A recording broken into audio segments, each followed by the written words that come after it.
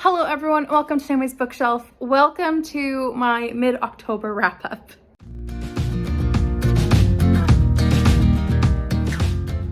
I literally just posted today, as of the 16th of October, my end of February, or end of September wrap-up. My mind's a mess. I'm sorry. You're getting the real me today. So, for the reading so far this month, I have slumped. Fully owning it. I always have said I don't like the word slump, but I know I'm not wanting to read, and that's okay. I'm not ashamed of that at all, but I'm definitely like, I need to get my game on for reading because I have a lot of books. But I have several buddy reads that I have completed, several children's books. So I think this entire wrap up is like 9 children's books and 4 adult books. So let's get to the kids' books first. So when I was in Victoria this past, the end of September to beginning of October, that weekend, I picked up tons of these primers. I adore them. I saw them, and so obviously I read them right away. You'll see most of these in a picture of, like, at the end of the vlog, which is out before this. I will make sure of that. Anyways, the one book that I did not purchase then was Dracula, a book of counting. So all of these are really funny. Let's see, it says One Castle. So it's just a counting book of that. Then I have Pride and Prejudice, which is also a counting book. And my favorite number in here, I think it was 4. Let's see. Yeah, 4 marriage proposals. So very fun. Then I have Moby Dick, which is a book about the ocean. So it's just different kinds of things you'd see at the ocean from Moby Dick. Sense and Sensibility. Sorry about the rattling. I'm throwing these books on my table. Sense and Sensibility is a book of opposites. So great one I've opened to. Happy Willoughby and Sad Colonel Brandon. So yeah, opposites. Then Romeo and Juliet is a counting book. So different things like 2 loves. And I love the number 5 because the 5 is just so deceptive. It says 5 friends. And it looks like they're all friends with each other, but you know they're not if you know the story. So there's that one. Anna Karenina, which is a book about fashion. So each page is like earring, and then can you spot the extra item, which in this one is the hat.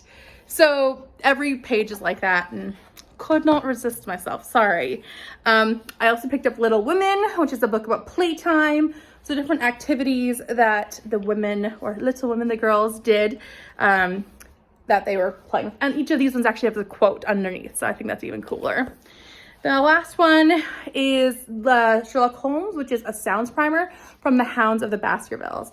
So thunder, rumbles, so different kinds of things, boots, scrape. So yeah, those are the ones I read, and I mean, I'm gonna shamelessly add them to my list because I read them. But yeah, and so I have 9 of these primers. No, I have 8 here. So 8 primers, and happily adding these to my collection. I only have 2 more besides these, and I'm going to keep adding to them as long as I can. I'm going to indoctrinate my niece or nephew with these books. That's my plan. The last children's book that I have read, I found this as well in Victoria, is Little People, Big Dreams. This is an Agatha Christie picture book biography of her. And so, yeah, it's all, the only color in this one is red. So it's all in black and white except for red on every page or every other page. And it talks about her life. So I loved reading this. I've been wanting to read it for a while, and I'm glad I got the chance to. Okay, onto the adult books. So I had a couple buddy reads that are, well, one of them was wrapping up today, but I'm not going to count that because I haven't finished it yet at time of filming. But the first buddy read was with Emily from Novelle Novels, and that was The Woman in White by Wilkie Collins. I loved this one. It was 5 stars again. I had a massively hard time reading last week just due to migraines, and I don't know, full moon made the kids weird. So I just was really struggling to read, and I ended up not loving my experience of reading it as much, but I loved the book again. I had new thoughts and new things I noticed. I did I did make a full video review of The Woman in White, which I thoroughly stand by. I think it was fantastic, and I would recommend checking that out. I'll link that for you below as well. But 5 stars, glad to have reread The Woman in White and seen how wonderful it is for a second time. My other buddy read is The Diamond Eye by Kate Quinn. I read this one with Chris from Chris's Corner. We both loved this one, at least I'm giving it 5 stars. This was such a fantastic look at a real woman. Her name is the same as in real life, and I just loved every bit of this. It covers like the hardship of women on the Russian front, but also it goes into the different social things, the different political things, because basically Mila, as her nickname is, she ends up being this woman sniper who has over 300 kills, and she ends up being a delegate to go to the United States. So this book is split up into 2 sections really. The first section is her as she becomes an expert markswoman, and then as she joins the army, and that's the first storyline. The second storyline is her in the US becoming friends with Eleanor Roosevelt while snipers trying to take her out or take out the president and blame her. You find that out real quickly, so it's not a spoiler.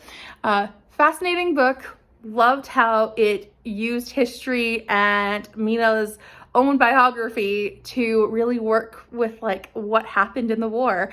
So good. I'm so intrigued to read Mila's biography, and I'm also wanting to read more from this world that Kate Quinn's created, because this one does have a connection to The Huntress. So one of the characters is related to one of the characters in The Huntress. So I thought that was really cool to have there. So yeah, The Diamond Eye, 5 stars, as good as The Alice Network or better in my opinion. So that might be the best Kate Quinn book I've read yet. Fantastic. The last one that I physically read was Complete Persepolis, Persepolis. This one I'm giving 3 stars. It's a graphic memoir of Marjane's experience growing up in Iran and then living abroad when she was 14, and then going back. I think the medium was lost on me. I read graphic novels. It's not something I don't read. So the medium was not the problem in most cases, but I think for this one, I just didn't connect with the story through this medium. I also know that this is like a combined up of 4 books, but I did feel like it could be edited down or written in a more concise way for certain areas where I felt like it was, I don't know, extra. I feel horrible saying that because it's her memoir, but I do think that it was just not the right medium for me to intake this story in, and I am appreciative of what I've learned from this biography and like her memoir of living in Iran before the Taliban took over, and then also how it kind of changed for her very progressive family. But it's definitely, it's difficult because of how important the material is, it's difficult for me to give a 3 because of how important the material is, but it's also just not the medium that I was able to probably best ingest this story. So yeah, 3 stars, unfortunately, for the rating, but I do think this is a story worth reading, and I think it's something that is important to realize about a country that we don't see that side of. So yeah, interesting book. Unfortunately, the medium failed, so that's why it's a 3. I feel like I said that a lot of times, but I'm sorry. The last book that I did not physically read, because I don't have a copy of it, is the poetry of Oscar Wilde. I read the complete poetry of his work. Let me say that again. I read his complete poetry collection. So all of the work that he did is in poetry form.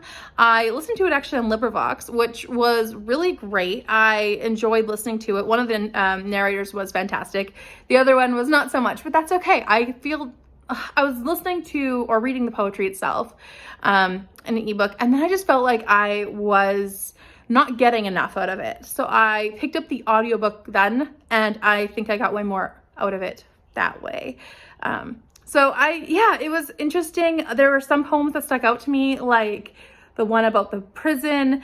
There were a few that were just like showing how dark you know, his world had gotten or how sad his world had gotten. And then someone just wrote his outlook on life, and I noticed a mass amount of Helen of Troy references, if anyone has never caught on to that about Oscar Wilde. Helen of Troy, a lot of those references in the poetry. So yeah, interesting. But yeah, I'm giving that one, I think I give it 4 stars. I'll just double check that. Never mind, I'll put it on here if I'm wrong. I can't get it double checked right now. So yeah, that was good. It was a lot of poems, but I was really happy that I had read all of his poetry now. So all I have left are several plays of his to read, and then I will have finished Oscar Wilde's work collection, which is something I would like to do one day. So yeah, pretty good. And that was one of my first Victober prompts that I checked off. So that was my poetry. I also read this one, The Woman in White, for Disability.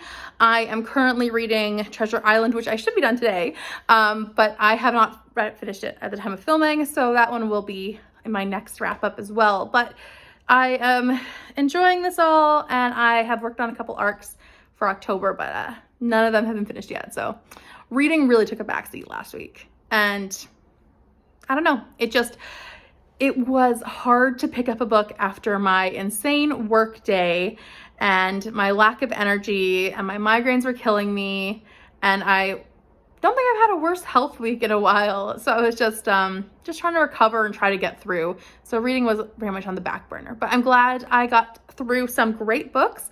All of these books were given good ratings from me, except for The Complete Persepolis, which even then, that's not a bad rating. It's just the medium failed in that regard. So honestly, oh, I didn't think I said it earlier. All the kids' books get 5 stars for me.